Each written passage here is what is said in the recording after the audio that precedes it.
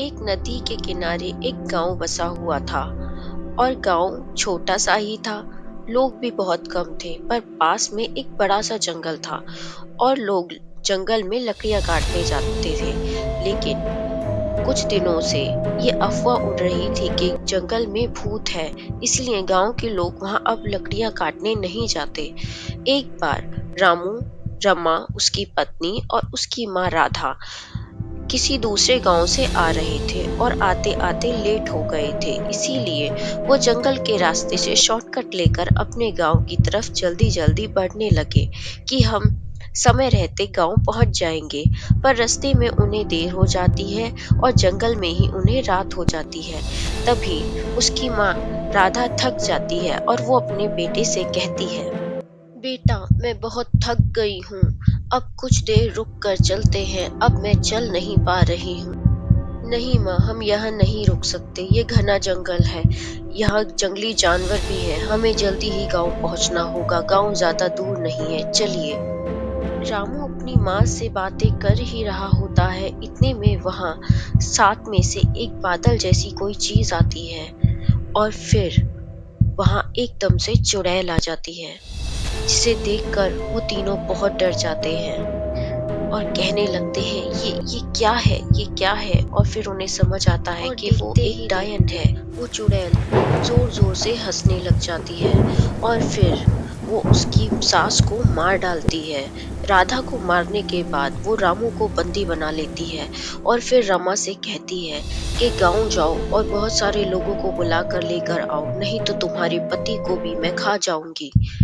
और फिर रमा जैसे तैसे भागते हुए गांव पहुंचती है और गांव जाने के बाद में वो लोगों को सब बताती है और रोते रोते लोगों को कहती है कि वो उसके साथ जंगल में चले। लोग सभी डरे हुए होते हैं और पर तभी वहां एक साधु महाराज आते हैं और वो लोगों से कहते हैं कि तुम जंगल में जाओ, उस चुड़ैल के पास, तुम्हें कुछ नहीं होगा, मैं वहां आ ही जाऊंगा और तुम सबको बचा लूंगा, उस चुड़ैल को भी खत्म कर दूंगा। तुम जल्दी से जल्दी जंगल में जाओ, नहीं तो वो उस आदमी को भी मार डालेगी। सभी लोग साधु महाराज की बात मान जाते हैं क्योंकि उन सबको साधु महाराज पर बहुत भरोसा होता है और सभी जंगल में वहां पहुंच जाते हैं जहां चुड़ैल होती है और उसने रामू को बंदी बना रखा होता है। और देखते ही देखते फिर वहां एकदम से चुड़ैल आ जाती है और गांव वालों से कहती है कि मैं तुम्हारा ही इंतजार कर रही थी, अब तुम सब यहाँ लाइन से बैठ जाओ, मैं तुम्हें खाना खिलाऊंगी और जो खाना मैं तुम्हें खिलाऊंगी वो तुम्हें खाना पड़ेगा, और अगर नहीं खाया तो मैं तुम सबको खा जाऊंगी। ये सब सुनकर गांव वाले डर जाते हैं और फिर चुड़ैल उन सब के आगे एक थाली लगा देती है और उस थाली में वो उन सभी लोगों के आगे मांस रख देती है और उनसे कहती है, खाओ वरना मैं तुम्हें खा जाऊंगी। इतनी ही देर में वहां साधु महाराज आ जाते हैं और उन्हें देखकर सबकी जान में जान आती है और फिर साधु महाराज अपनी शक्तियों से उस थाली को बदल देते हैं और उसमें फल, सब्जियां, स्वादिष्ट भोजन ले आते हैं और उनसे कहते हैं कि अब तुम इसे खाओ।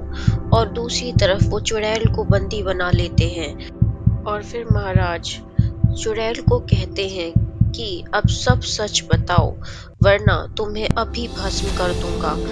तब चुड़ैल उन्हें बताती है कि उसके मरने के बाद उसका चौथा नहीं हुआ और किसी को खाना नहीं खिलाया गया, इसलिए वो चुड़ैल बन गई।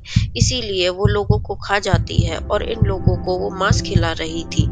तभी साधु महाराज उसे जोर से डांटते हैं कि अगर तुम इन्हें मांस खिला देती तो वो भी मरने के बाद तुम्हारी तरह भूत पिशाच बनते।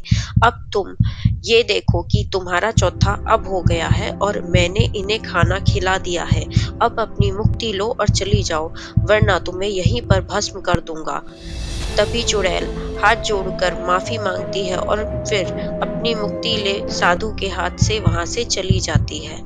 और फिर साधु महाराज सभी गांव वालों को लेकर गांव वापस लौट आते हैं। दोस्तों, अगर स्टोरी पसंद आई हो तो वीडियो को लाइक और चैनल को सब्सक्राइब करके जाए। मिलते हैं अगली वीडियो में, तब तक के लिए बाय।